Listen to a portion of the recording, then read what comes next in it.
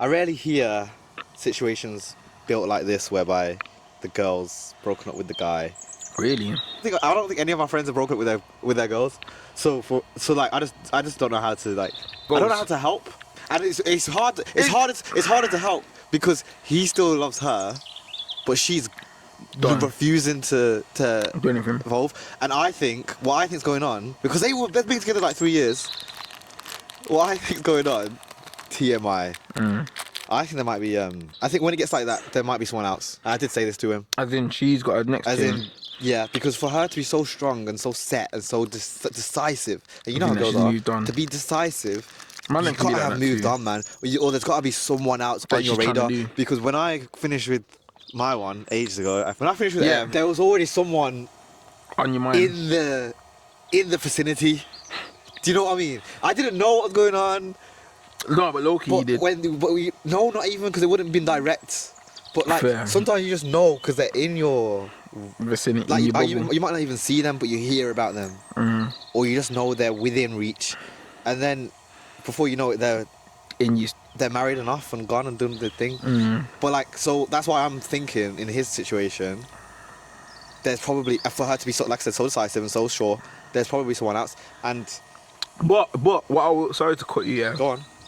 What I will say is, I feel like that's a view that you can offer because of the way, what you've been through and stuff like that. Whereas I think, on my thing, she might have been like once is enough for some people. Once she's feeling I don't want to be in this anymore. That's enough to come. It. And that's enough on the guy's side to be allow it. And it might, not even on the guy's side, on the girl's side, it might not be that she's got another person on the line or whatever. It might just be that she's clocked some. Obviously, I don't know the full situation. Yeah. But it might just be that oh nah.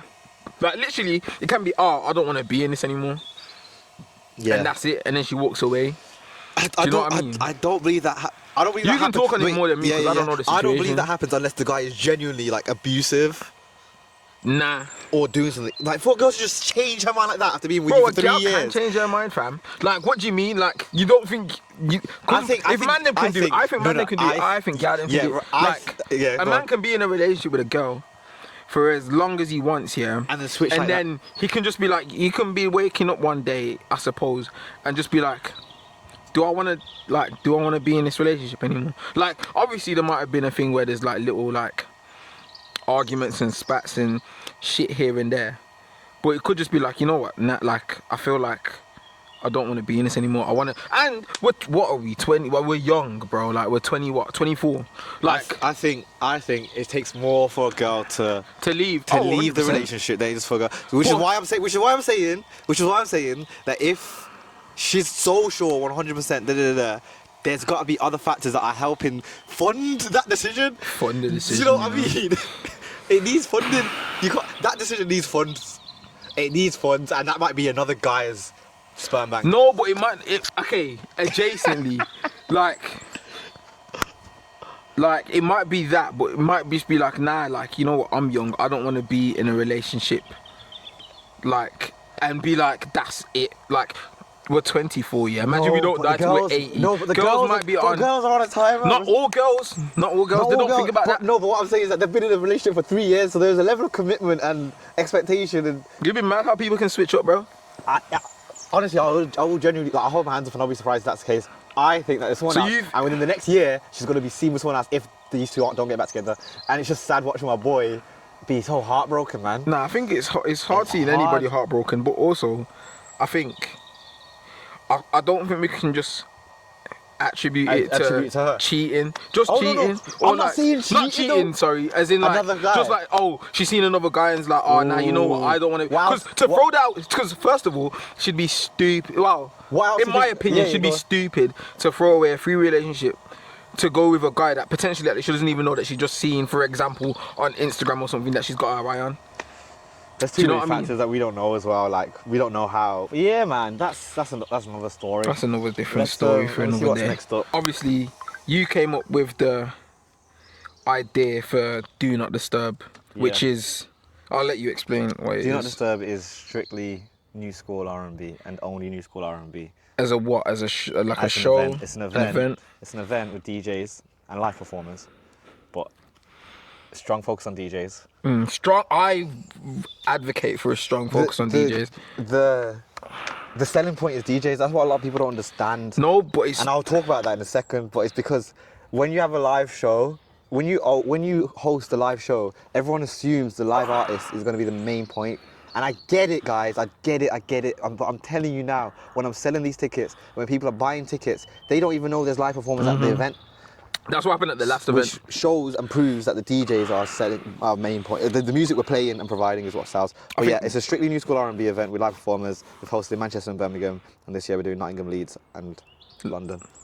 I think we've only just kind of known. I've always felt that the DJ aspect is strong. Obviously, you and what's her name now, Shy Luna. Yeah.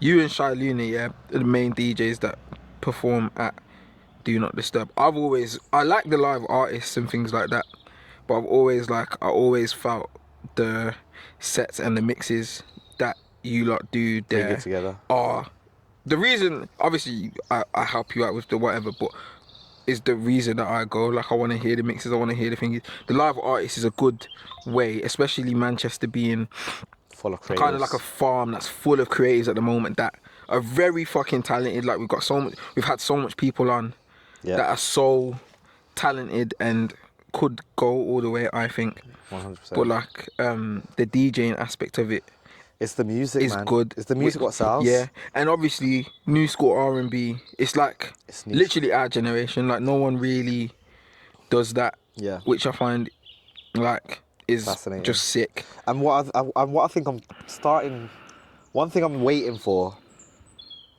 and I don't think it's ever going to happen, is old school has always been defined as 90s, thousands, but it's... And thousands, like 2000s? Yeah. Old school, really? Yeah. Make me feel dugged. Like 2000s, like Beyonce and Destiny's and that. But, and 90s, cool. Is there a point, and I don't think there is, and this is why I find it fascinating, is there a point where old school is no longer old school? As in, does 2020 become old school in 50 years' time? Because if it does, 100%. I feel like there needs to... I don't think it does, and I think it's because of the place of the world and the technology. I'm being so for real.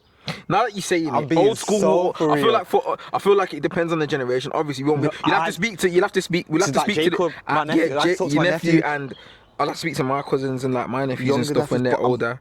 But, and to be fair, I should have asked this, if we planned this properly, I should have asked my cousins, because my little cousins, I was with them today.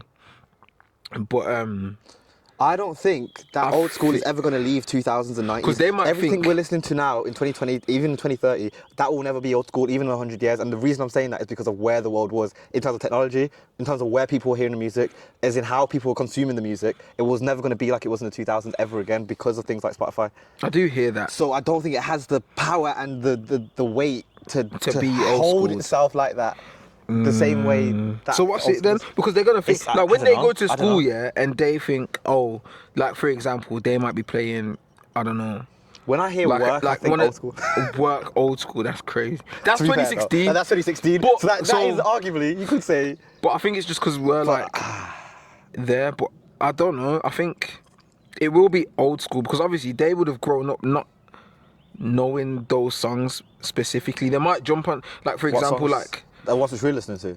Yeah, songs that we were listening to. Like, what we're listening to now? Not. Say for example 2016. Yeah. And like 2016 to 2020, and then like. But my nephew will get in my car and we'll hear things from 2090s still. This is what I'm saying. Which is fair. I think it definitely. It's gonna hold it. No, but it depends on who you are, because obviously I didn't grow up listening to that like that. I definitely grew up listening to old school tunes, but not on the like. I feel like your sister, like. My sister. Your sister and your dad and your mum and that, they're like... My sister definitely. My sister and they're very interested in music. Was in that R&B old school prime. But they're very interested in music as we are. But my mum wasn't... She'd play tunes that was in the car and stuff, and I'll know tunes. I'm with me, I'll know the tune and the rhythm, but I won't really know it like to sing it well. Yeah. Because my mum's not she's a music head, but she's not a music head where she'd drill it into me like. Yeah. Every time we jump in the whip, we're listening to this or like whatever. But I think it depends on who you grow up with, because when I'm rolling around with my cousins and like my girlfriend's niece and stuff like that, we'll be playing tunes that we're playing, but they know like stuff like they know Girl Is On Fire. like by Alicia Keys. Right, exactly. Like, but it's like, where do you get that from? Because you're riding That's with what I'm saying. who you riding with, and like how you listening to it. Because if you grow up like obviously, like, you know, in a yard household, you grow up on a Sunday morning, you wake up, mom's playing this and that, like all the old school things, yeah. And then you kind of get to know it that way. So it depends on who you grow up with and how your household is. So do you think there's going to be a point where people are confused what old school's defined as? I don't think they'll get confused, but their old school will always be different to our old school because we're older than them. That's what I'm saying. I don't think that's true. I think old school will always be 90s and 2000s because of the time of where the world was. Nah, because when you deep it, yeah, imagine you get to 2050. Because 90s is only 10 years older than us. When it gets to 2050... like, bro, 2020 is going to be old school. You think Folded will be a gem playing that. If there's another R&B slow jam, that'll be old school. You think that's going to be old school? That'll be old school. You think Folded's going to be... Someone's going to say... They're going to say that's old school. Someone's going to say, I'll go to this R&B event. I think and they're going to say old school and they're going to play Folded. They're going to play Folded. In 2050... No, I'm not saying they're not going to play Folded. Like, I think they'll play Folded. No, cool. Yeah, they will play Folded. It will be old school. That's what I'm saying. Are they going to call it old school? I think what's going to happen is it's going to merge. It's going to merge. Yeah. It's going to merge. It all just merges. It all merges. It grows and grows and grows. So obviously our old school is 90s, 2000s. Their old school is going to be like 90s, 2020. Yeah. Like, and it's all going to be... I hear it, and it's only going to be songs from 2020 which make it into that... Worst Behaviour's got to be there. Worst Behaviour, I don't know, actually, because that's more of a bedroom tune. But there's loads of bedroom tunes. Like, Grind on Me, listen to that shit. Yeah. So, like, yeah. I think Worst Behaviour makes it, then. Let's see what else we think makes it. Don't have to. Bryson anniversary. I'll say Bryson to this anniversary album has to make. Anniversary. Oh, it's Trap Soul. I think both of them. I love off Anniversary. I love off Trap Soul and Anniversary, but I'm saying I think both of them make it. Let's keep Exchange. Let's keep going through songs which we reckon will make it into that. I think Exchange. I think Don't. I think Worst Behaviour. Cool. I'm a bit. Worst Behaviour. I think Folded will make it. Folded's 100% gotta make it. Folded's 100% gotta make it. What else is there? I don't know. Let me go through my Spotify quickly.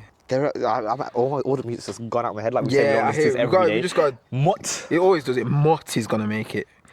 Mutt is gonna make it. Why Sasha Keeble transcends generations, and I'm not gonna fucking lie, cause like at my family's yard at Christmas, yeah, what we'll do is I'll be at my mum's yard or whatever, yeah, and we'll wake up and then oh shit, is it moving? Yeah, it's just me because I put my hand on my hat, yeah, but we'll go to my nan's and eat dinner there, innit? But like instead of having like a movie on or something because the table's a bit out of the way, we'll put music on. I put on Y, and my granddad loves music, yeah, and he loves. Remember Emily Sandé? Yeah. And like he likes like soulful, not like good music. Yeah. Like, and I put Y on, and he was like, "This is good." Yeah. And I was thinking, Y transcends generation. Sasha Keeble, love her. Like I think. So do you think that will make it into the 100%? But that's the thing. We're thinking about where it plays at events, kind of thing. Of course. Whereas Y doesn't really, unless you mix it. I don't think people play. I would play it if I was a DJ. It's like there's. That's just something you listen to. Does it have radio play? You know. Radio play, 100%. It's got radio play. As in, are you listening to BBC Radio and hearing Chucky Online play? Why? Yeah, you are. I am. You are. Bro. People other than Chucky play Y and they play Sasha Keeble. That's what I'm saying. I just meant it as a measuring tool. Like I hear it, but like Y 100% makes it. It's got to. Yeah. Like Sasha Keeble, with that tune. Do you think any party next door would make it? Recognize. Is it Recognize that I'm on about? Yeah. Recognize. Yeah. It's interesting. Drake is all in Drake's there. Gonna make Drake is all in there. Over it, isn't he? Standard. But you know what? Drake will still be pumping out things around then, you know. Yeah, he ain't stopping. Yeah. I thought it was gonna be done. Brent. Ooh, yeah. Trust. You know what? Again, you can speak on Brent because I'm not really a Brent. These moments, we're being so heavily, naturally we're biased as hell because this is what we're pumping out to ourselves. Yeah. But at the end of the day, it's I'm still going to be listening to these. And arguably, D&D plays it and people know it. So arguably, it should live. It should live through proof of concept. It should live through it. So things like Trust, I do believe should be able to make it. Or like, I think Olivia Dean's in there. Although she is poppy. No, yeah, I think she's got a Grammy, fam. Yeah, no, she's insane. I want to see her. You know, she got a Grammy in it. Yeah. Yeah. I think she picked up a few. I don't think she's going anywhere, man. She ain't going. I'm glad, bro. She's so cold. She's so cold. I don't know anything about her. Tory. Right, Tory's catalog so big. There's got to be something like that. Love is gonna go down in history. Love's gotta go. I don't know, cause Tory's because with Chicks tapes, yeah. Like they are history. Chicks tapes is what we're talking about when we're talking about blending old school and new school. He does it perfectly on all of them. Yeah. Like Chicks Tapes trilogy, Chicks Tapes 4 and Chicks Tapes 5. Insane. And he's done it on all of them. Like The Trade, or is it The Trade? Yeah. The one with Chris Brown. Yeah. Insane. That's insane. And I feel like young people, will hear that and then be like, and then they'll find out somewhere that it's a sample, and then they'll go back and then listen to the old tune and then listen to that as well. Maybe. I hear that. And the thing is that Chris Brown ain't even. I don't consider Chris Brown old school. Yeah, 3 times. Bro. Actually, he is. He gets old in there. He's old school. I can pull up a whole kind of Chris Brown old school. Yeah, he's got like he is. Run It. Yeah. Like what else has he got? He's got I Need to Go. Yeah. And he's got Girl. You know that tune with Jasmine Spot? Remember what's her name? Fuck, let me find her name. Is it Jasmine Sparks? Jordan Sparks. Hey, sexy lady. Wait. Let me find Jordan Sparks. No Air. Oh yeah, No Air. Big tune. I used to remember all because he had a checkered shirt on in that thing and it was changing colours and I was like, I wanted one. As well, the whole, remember the DJ Mustard peak with he's producing everyone. Don't tell him. Chris Brown. That peak in 2016, 2017. That 2016 was a peak. That DJ Mustard run where every time you'd hear it was on a video. It's just like, yeah, most of this. That's gonna live down because even in the clubs now, that's still what we're playing. Either I don't go out enough, or there isn't another Mustard that's pushing out club bangers like that. Because I don't know who I'd say it is now. That's what I'm saying. I think DJ Mustard deserves his own conversation. But sorry, speaking of who's lasting, Giveon is lasting. Yeah, Giveon. Giveon is lasting. There's some Heartbreak Anniversary, I Want You, fucking The Beach. He's lasting. He's one of my top. Giveon's one of my top 5s. Fair. Dead ass. Do you want to talk about more on like what you've like found out about doing D&D and stuff? It's what you realise with hosting events as well. People don't read the thing that they're going to. You know? No, they just see. We need to find out what they pick out of the posters that we put up. Oh no, I can see the click-through rates. I know exactly. I know the click-through, but I mean what flyers work and what flyers don't. I know that, but I mean what part of that flyer works? Because they might be just seeing like, Brent, like all the artists that are going to be playing, and they might see DJs. They don't see live artists. You want to see literally what they're reading. Yeah. There's this thing called heat mapping where you can do that, but basically with clicks. Yeah. But because we're on mobiles, it's not the same. Anyway. What issues? Like obviously we faced issues doing D&D. Yeah. Like there's been when we first started, there was a couple of us in a room. Starting, I didn't know how to market. I didn't know how to get this event. I had this amazing idea, and the only thing I had was flyers. And they weren't even flyers, they were like little cards that we went out with QR codes on the back that I used to be absolutely horrified to death. And Aisha was good at it. And Aisha was great amazing at it. Absolutely insane. Yeah, she was just talking to everyone, walking up down Manchester on the first show. Most amazing. She was insane. She was the reason that probably got anyone else in there. You know what I mean? Literally. So we're handing out these flyers, students, and then second event came round. We've done a House of Balloons. Yeah, not for that one. I don't think it was a weekend House of Balloons one. No, I went there. But there was a few that I went there for, but it was uni based. Yeah. So like we done a House of Balloons, which was just the weekend's music. We done one of those last year as well. Cool. And then we changed venue to this one called 33 Oldham Street. And I remember designing the flyer. The first one. Was he at the first? You was at the first one as a picture? The first one, and Shin and them man came. Yeah.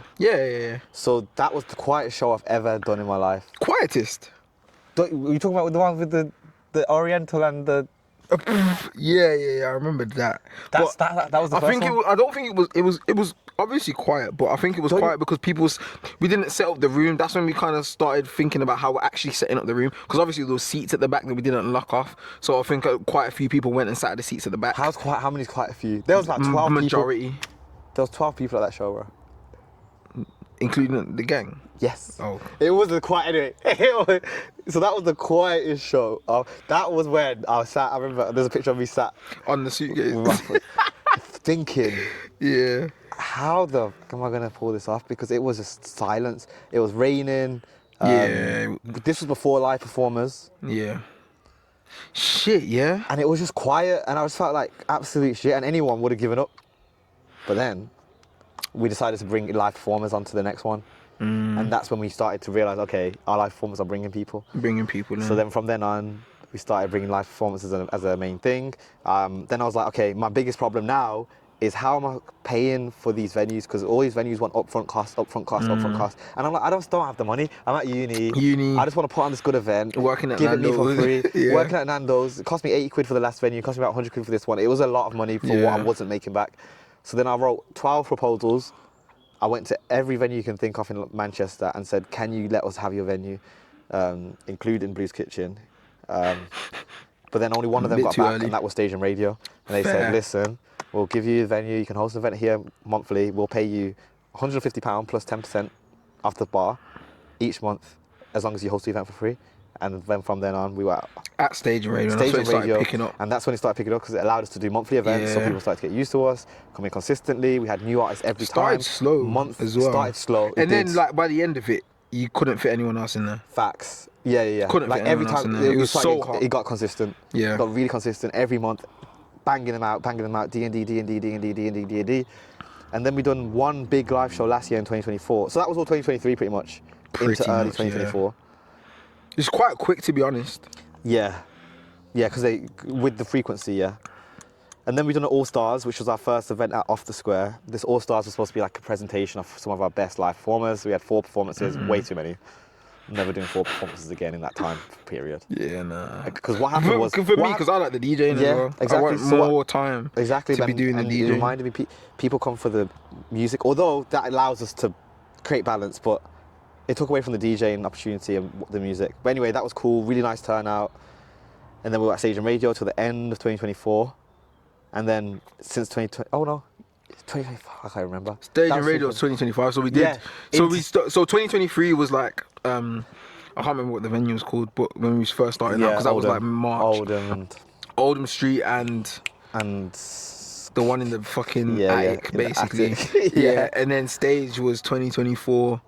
2020. Yeah, 2022 or to mid 2022 to mid 2025. To all of 2025. We didn't start off the square till this year. No, but then we moved to Birmingham in 2025 as well. And then so October 2025, we done Birmingham for the first time, the Rainbow, biggest turnout we've ever had. And then insane. I don't remember half of it. 2026 landed where we're at now. Started the year off lightly with a little Cupra. Was also a good turnout. Good turnout. Got nice pay on the back of that. The whole community, Manchester community pulled through. And then we done Off the Square again. And then for the rest of the year, every time we're in Manchester now, we're doing Off the Square. It's just not as frequent. But it's just been ups and downs. And because even when we were banging out the Stage and Radio shows, some of them were quiet still. Every now and but then. I think that's something that comes with growth. Yeah. That's something that comes with growth. And also, it's the first time you're doing it. So even like, obviously I'm impartial as in, you're doing the shows and that, and I'll put in like talking about dates and when we're doing it, because we'll do a show and it's a week before bank holiday and everyone's saving their money, especially in Manchester. Everyone's saving their money for the bank holiday. So then the show will be a bit quiet. There's lots of things about loads of until factors. You get the demand. Like the natural demand. Yeah, the natural demand that you'll get everybody in there, but it is definitely, there's loads of factors that obviously you probably will miss. Like, because we're still focused on certain things and you're still learning stuff. But that's why we've got such a good team, because by the input of me, Brandon, Faithy, Priya, like, and even just people that we just speak to they're supporters for sure. Like, you just learn loads of stuff and then it'll get to the point. Because in the last year, you've grown insane. Yeah. And like, you're understanding that as running a business as well, like financing, insane, and knowing what you're spending. Don't talk to me about numbers. Knowing how much you want to spend on ads, realizing that you can spend as £1 million on adverts, but if you do it wrong, you still won't have anyone turn up. So it's like, yeah, it's true. You just gotta know what you're doing. It's just consistency. But it's been interesting. Nah, valid. Nottingham next. It's gonna be insane. And each time I'm like, yeah, but like there's each time you stress about. Each time I stress when no one gets in because everyone comes in late. Birmingham is one of the latest places that I've seen. Is insanely there's late. The lateness, and then also there's only so much you can. There's things you can do. A lot of it's out of your control at some point. When it gets to the night of the show, everything's at your control. So you just gotta accept it. Yeah. But yet you're still stressed and stuff. But that's the thing though, because we also still have a 15% drop off. Yeah, still 15 to 30%. 15 to 30% drop off rate. Yeah. But at that point, I know it's always nice to get people in there. There's still gonna be people, yeah. But it's also nice that there's people in there. But it's mad, and it's nice to think that like they paid for tickets. Yes. We've got the money, but it's also like they know that goes out of our heads when it's kind of like we want this place to be busy. Full. Yeah. So like money's one thing, but you want it to look good, and like. But another thing, we get carried away with the fact that there was times where, like I said, there was 12 people in the room, so we need to appreciate that we're 12 people is like nothing compared to what we do now. Like we will get that in the first week of sales. Yeah. So it's cool. Yeah. And it's like so our floor. What happens is your floor just becomes the next ceiling, and then your ceiling just becomes the roof. Like it just staggered. Yeah. It's cool, man. What? On this topic. The rise of the oversaturated market of R&B events in general. Speaking of that, oversaturated of R&B, but I feel like a lot of it is old school R&B. All of it. Nearly all of it, yeah. No, I'm telling you, all of it is old school. I'm waiting for the day. What? I'm waiting for the day that someone says I'm putting on a new school R&B event because I want to see who they are, where they're from, have you heard of D&D, and what are you doing? Like, how are you doing this? Yeah. And if it does well, it'll be really interesting because right now we're owners of that lake. We are literally owners of that market. Like blatantly, because obviously we go to slow jams and stuff, and we go to these other events. They do play a bit of R&B, like a new school R&B, but it's not anything. It's not like labelled a new school R&B event. It's not significant enough for them to label it as that. It's not enough for what I'd want, and anyone that's going to do it, like I said, we're 100% of market share. So as soon as I hear someone say they're doing it, I'll buy them. And when we speak R&B events, sorry. Go on. When we speak R&B events, we mean with a live aspect as well. The live aspect just because I feel like DJs do play it. Yeah, like Soul Sweet in Nottingham. But obviously, you want to know about no, you can't. But you want to know about like no one's really putting on live artists consistently on their shows, and there's upcoming like R&B artists. Yeah, there are. Because if you could have a Sasha Keeble at fucking D&D like every month or whenever we put a show on, that would be amazing. But that's even so, the talent we have, it's like there's so much R&B talent there. That's untapped. That's untapped, and the thing is, these artists don't have anywhere to perform because no one's putting artists on like that specifically to R&B crowds, which is our biggest selling point, which is where hopefully we can sell to labels. But that's another topic.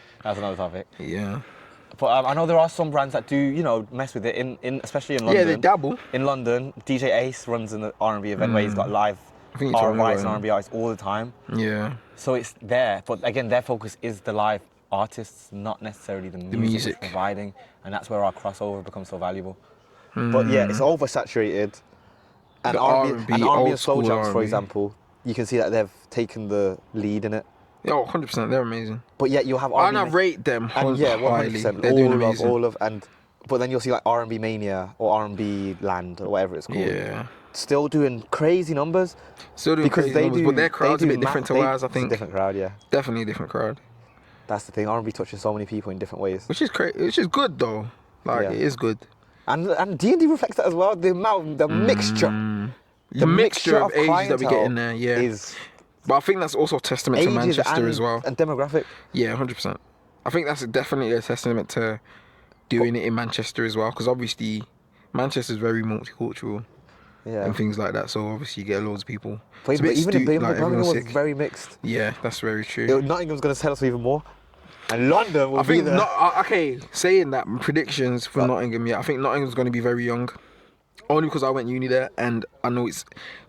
If there's no students there, there's nothing going on. Like, people will go out, but it's not that thing.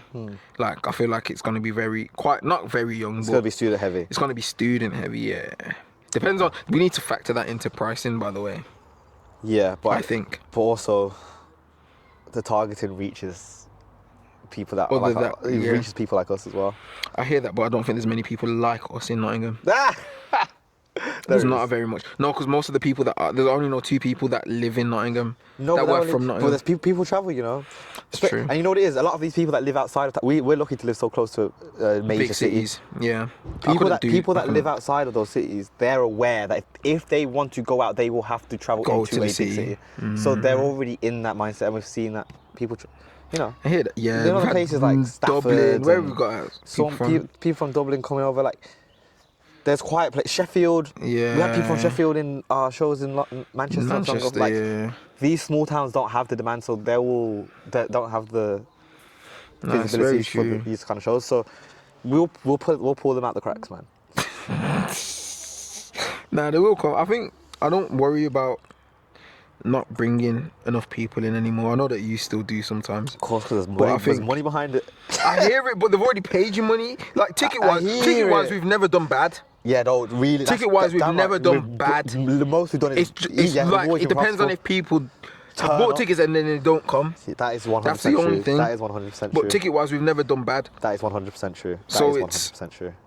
It's just about that is 100% who comes. It's just about getting people actually there. Yeah, which I think is something that you can't really control. You can't, because as soon as it starts pissing down with rain, and people might just announce a war, and everyone wants to stay inside. No. I mean, like, as soon as shit happens. Economic. Cause he lives. Things happen. Like, it just throws things off. So yeah, that's the only thing. But, how do you feel now? You just stood up. I didn't stand up. Okay. I don't know. My legs feel alright. I think I'm alright, you know. No. You know, we've been out. You haven't stood up. Wait, you need to walk. You alright? Bro, the glass is small. You know how I drink? Nah, I felt something there. I felt something there. Rum attracts a certain type of demographic. Yeah, it does. A dangerous one too. Let me tell you a story. I went there we went for Amber's birthday. It was calm. We knew bare people in there. I went with M. Got a drink, cool, we'll drink, cool, da. And then these guys, what happened now? These guys tried chatting to her, she was like, I'm with my man, innit? And they kept bothering her. So I said, come on, let's go. And then the guy started talking to me, saying, what are you doing, da. I'm like, I just said, like, come on, like, relax, innit? And the next thing you know, out of nowhere, like 3-4 men just spawn up and start coming over. I was like, we need to go, and they started trying to fight, and the security comes over, and I'm just like, what? Why? Like, she's told you she's in a relationship. I've said this. I'm down to leave the venue, bro. I don't want nothing to do with, like, I don't want nothing. Yeah. My face is too pretty, but I don't want to get into nothing. And then they bring it over to all of this, and yeah, it's not nice in there, man. It's just like unnecessary. But I feel like a lot of Birmingham is like that. Like, if you with the wrong people for no reason, it's not. I think it depends on how you deal with it, though. Because I don't know. I'm more up to, like, I'll definitely talk myself out of a situation. But I don't know. I feel like I'll put a screw face on, so no one don't really want to talk to me. They'll actively do things to try provoke you. Yeah, to try and provoke me. But I will laugh. Not laugh. Like, I won't take. Like, I think it depends on how you deal with it. As in, like, what happens is I'll go ignorant and I'll just be like, I'll act dumb. You know me. I'll act dumb. I'll act so dumb. I'll be like, huh? What you talking? Like, I'll act so dumb, and that'll just make things worse because then it looks like I'm being cheeky. But I just don't want to be involved, so I'm gonna act dumb, and then we can move on. Just think of me. It's better. Or like, if they say something, I just pretend I can't hear them. I'll say that again. Like, I will promote them back the same way because I ain't got time for your bullshit. I hear it. That's dark. That's actually mad. But I'd rather that than us getting into some little scuffle. When it's 4-on-1, because I know them and don't play fair. Yeah, that's what I mean. It's also other people. I'm like, why am I going to try?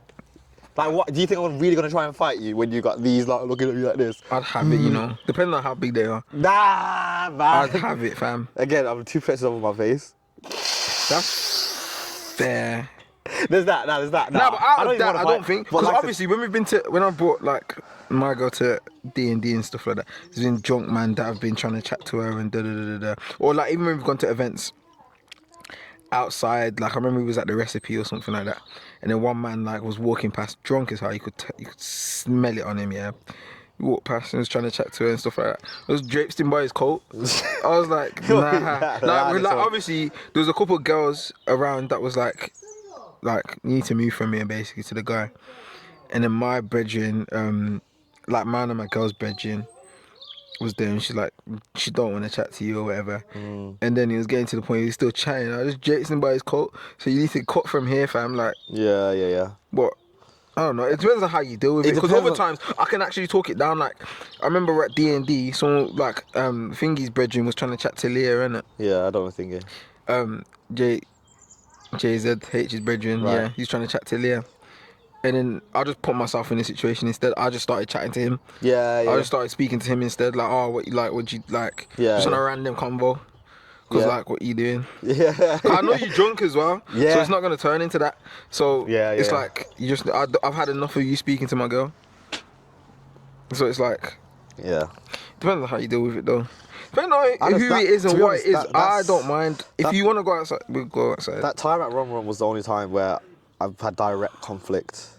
I think that with someone trying to move, and then me having to step in, and no, I say step in. Yeah, show that that I'm with this woman, and she's clearly with me too. Like allow it. But that's what I'm saying. Birmingham's just flaky. I'm petty.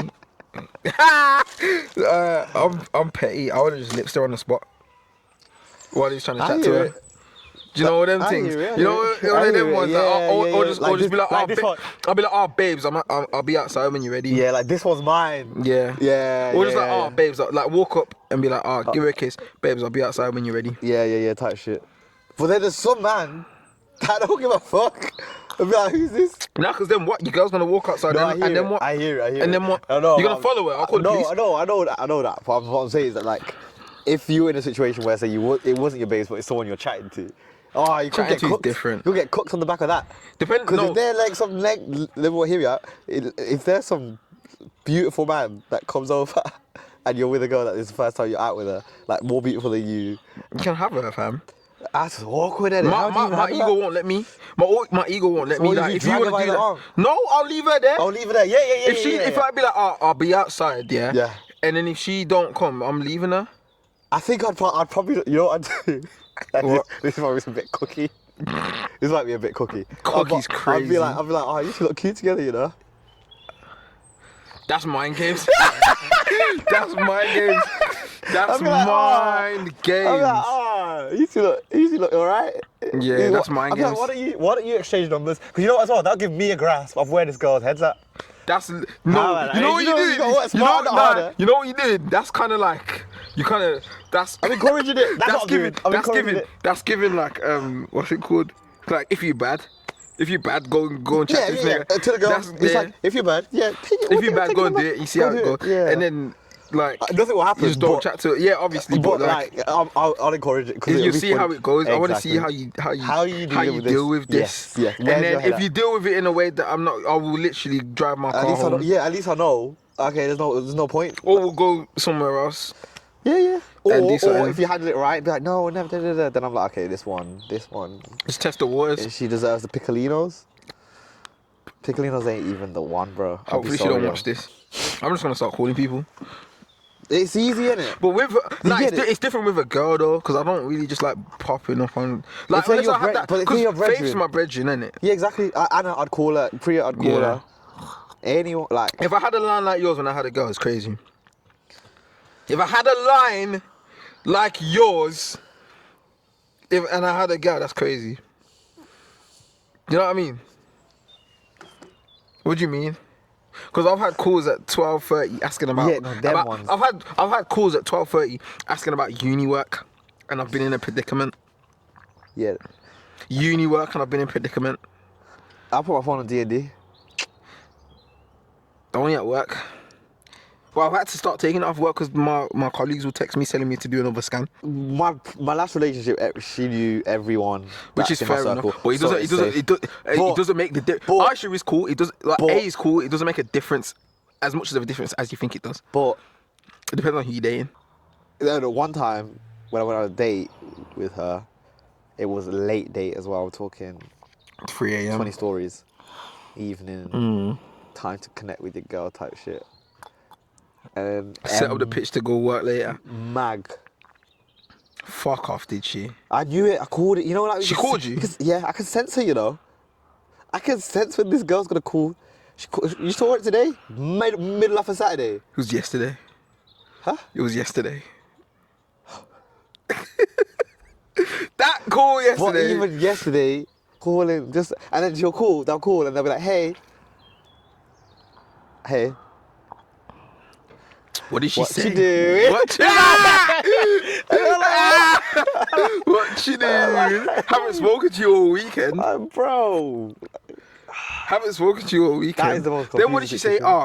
You said, I'm in Birmingham. I said I'm in Birmingham. She said, maybe my future man's in Birmingham. She said no. She was like, she said like, you need to. Do a grenade on that bitch.